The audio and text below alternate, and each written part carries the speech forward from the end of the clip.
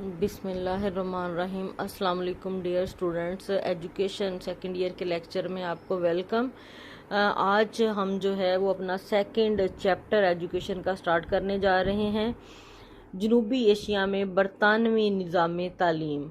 कल जो पिछले वीक का जो टॉपिक था वो था बरसगीर में मुसलमानों की आमद के वक्त तालीमी हालत जो थी, वो तालीमी हालात जो थे वो क्या थे, या उनकी खसूसियात जो थी वो हमने क्या की, उनके मकासद, निसाब, तरीक़ा तदरीस, ये सारी चीज़ें हमने डिस्कस की।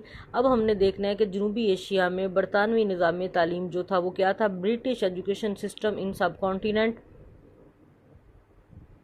अंग्रेज़ मौरखीन, सबसे पहले इसका तारुफ जो है वो हम करते हैं। अंग्रेज़ मौरखीन और ज़िम्मेदारान हुकूमत इस बात को मानते हैं कि मुसलमानों के दौर में बरसगीर में तालीम आम थी, मुफ्त थी, मेयार तालीम बुलंद था और तालीमी सहूलतें वाफिर थीं। थॉमस मनरो इसके बारे में ये कहता है कि 25 जून 1825 की रिपोर्ट पहली अहम दस्तावेज़ है जिसमें इतराफ़ किया गया कि मद्रास के सूबे में हर 500 अफराद की आबादी पर एक स्कूल मौजूद था और आबादी के 1/3 लोगों को स्कूल की सहूलतें जो थीं वो मुयस्सर थीं। बम्बई में तालीम की वुस्त के बारे में R.V. प्रोलेकर लिखते हैं कि हिंदुस्तान में पढ़े लिखे लोगों का तनासब इतना ही है जितना कि यूरोपीय ममालिक में है। सूबा बंगाल और बिहार की तालीमी हालत से मुतल्लिक़ सबसे ज़्यादा मुफस्सल रिपोर्ट एक ईसाई मुबल्लिग विलियम एडम ने तैयार की।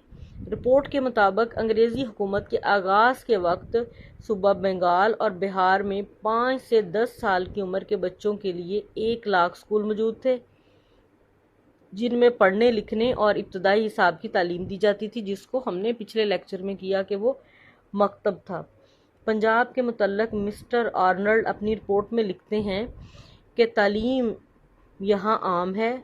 मुसलमान, हिंदू और सिख जो हैं तालीम हासिल करते हैं, अलबत्ता असातिज़ा सब मुसलमान हैं।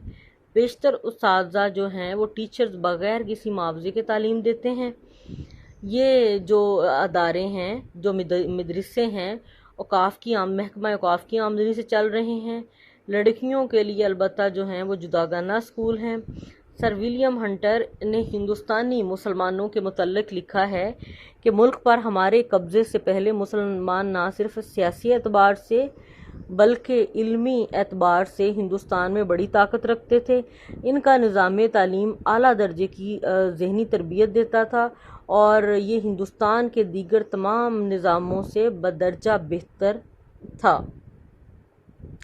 इन मुख्तलिफ रिपोर्टों से अंदाज़ा लगाना मुश्किल नहीं है कि अंग्रेज़ों ने जिस वक्त बरसगीर पाको हिंद पर कब्ज़ा किया, इस वक्त मुस्लिम निज़ाम तालीम अपने अरूज पर था। कोई गांव ऐसा नहीं था जिसमें कोई मदरसा या मकतब मौजूद ना हो।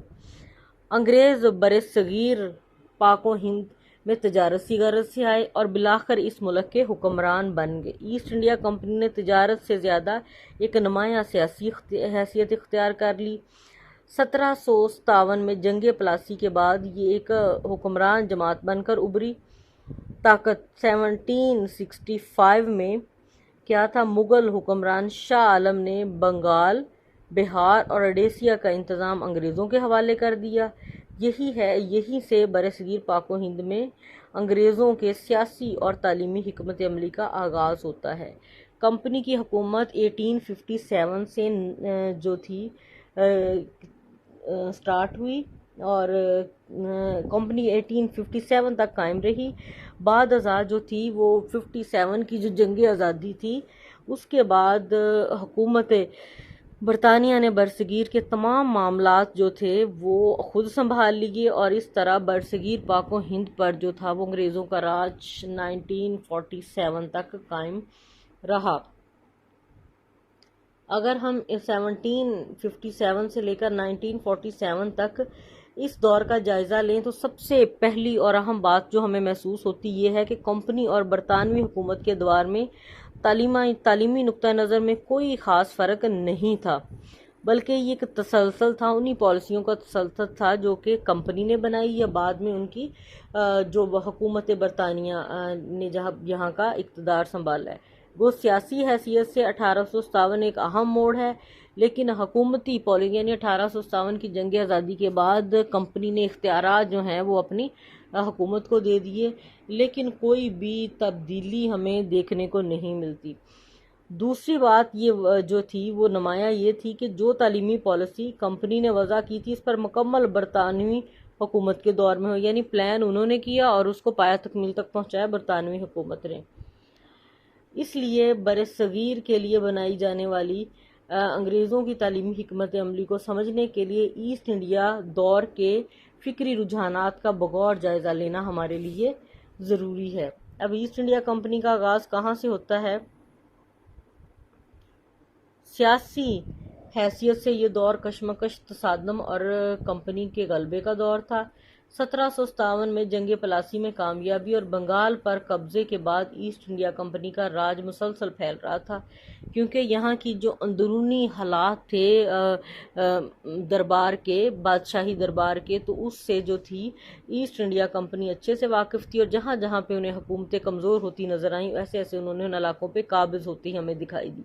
इस तरह कंपनी ने बरसगीर पाको हिंद के लोगों की जहनी तब्दीली के लिए खसूसी तौर पर तालीम के बारे में दोरस यानी दूर नता हिकमत अमली तैयार करने को वलीयत दी, लेकिन उन्हें इल्म था कि फ़ौजी गलबा तो एक दिन ख़त्म हो जाएगा, लेकिन जहनी ग़ुलामी सदियों तक कायम रहेगी, जो सिर्फ तालीम के ज़रिए ही मुमकिन है। अगरचा 1765 से कबल ईस्ट इंडिया कंपनी की सरगर्मियाँ ज़्यादातर जो थीं वो तिजारत तक महदूद थीं, लेकिन इस दौर में भी कंपनी ने ईसाईयत की तबलीग के लिए भरपूर और अहम इक़दाम किए। हालांकि जब हम हिस्ट्री का मुताला करते हैं तो हमें पता चलता है 1757 के बाद इन्होंने इन इलाकों पे कब्ज़ा करना शुरू किया, लेकिन 1765 जो है से कबल ही ईस्ट इंडिया कंपनी जो थी वो अपनी ईसाईयत की तबलीग करती, क्योंकि उनका मकसद था या तो इनको ईसाई बना लो या उनको जहनी ग़ुलाम बना लो। इस मकसद के लिए मुकामी लोगों को भर्ती किया गया। ईसाईयत की मनज़्ज़म तबलीग के लिए इन्हें कंपनी के ख़र्च पर ईसाईयत की तालीम भी दिलवाई गई।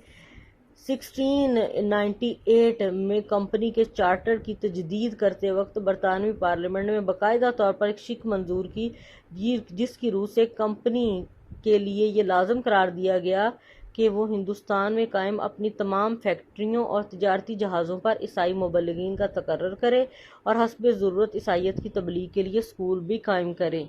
कि बरतानवी पार्लियामेंट ने यह कानून पास कर दिया कि तिजारती जो कंपनी है वो अपने तिजारती जहाज़ों पर ईसाई मुबल्लिगीन का तकर्रर भी करेगी और हस्ब ज़रूरत ईसाईयत की तबलीग के लिए क्या करेगी कि वो स्कूल भी कायम करेगी।